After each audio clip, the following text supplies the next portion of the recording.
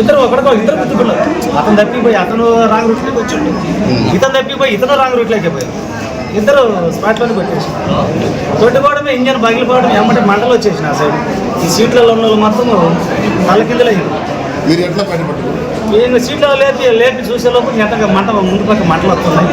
ఈ అద్దాలలో కూడా అందరూ కథ ఎగబడ్డ. అది కూడా ఫుల్ అద్దం కూడా కాదు, అది సగం ఆబద్ధమే.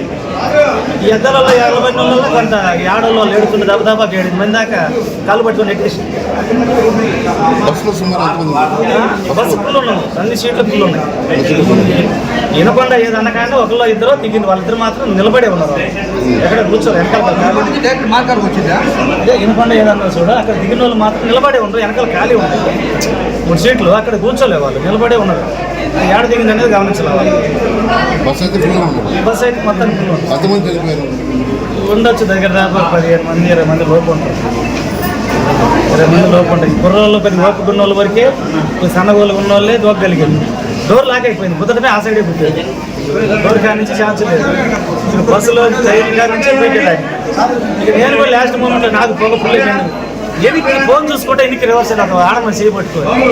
అప్పుడు నాకు ఇంకా ఎక్కువ బాగా అయిపోయి నేను ఇంకా వదిలేసి ఆ ఫోన్ కూడా నేను చూడలేదు. తలకాయ బయటికి పెట్టేది వేరే వాళ్ళు లాగమన్నప్పుడు వాళ్ళు లాగేసారు. తోడలన్నీ అర్థాలు ఎక్కిపోయాయి నాకు. ఇక ఇప్పుడు దాకా ఈ బంతికంతా నింపుతుంది. మరి పొగ లేకపోతే నేను కూడా ఏమైనా గుద్దుకున్నానా జరిగిన టైం నాకు అంత ఐడియా లేదు. ఇప్పుడు నిప్పు వస్తుంది ఇక్కడ గుండెల్లో, ఇక్కడ అంతా ఆ ఏరియా వాళ్ళు ఉంటారు మొత్తం. వాళ్ళ బేదర్ అంటే అది లోకల్లో వస్తుంది. సిరికొండ పల్లెటూరు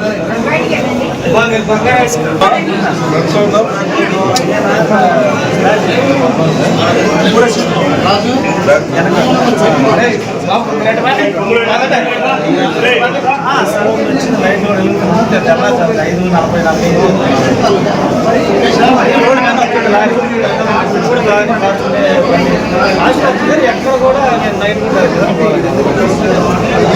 ఎక్కడ కానీ అమ్మండం రావడం కానీ స్పీడ్ అయితే బాగా అవుతుంది. కానీ ఎక్కడ కన్ఫ్యూజ్ అయితే కావాలి.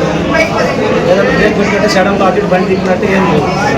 అది స్టార్టింగ్లో కొంచెం సినిమాలో కొంచెం మనక పెట్టింది కానీ మళ్ళీ రన్నింగ్లో మాత్రం ఎక్కడ బండి ఆపలేదు. కూడా ఆ మనుషులు వాళ్ళు 3 సార్ మరి ఒకళ్ళే కనిపెట్టారు, 2 కనిపించలేదు.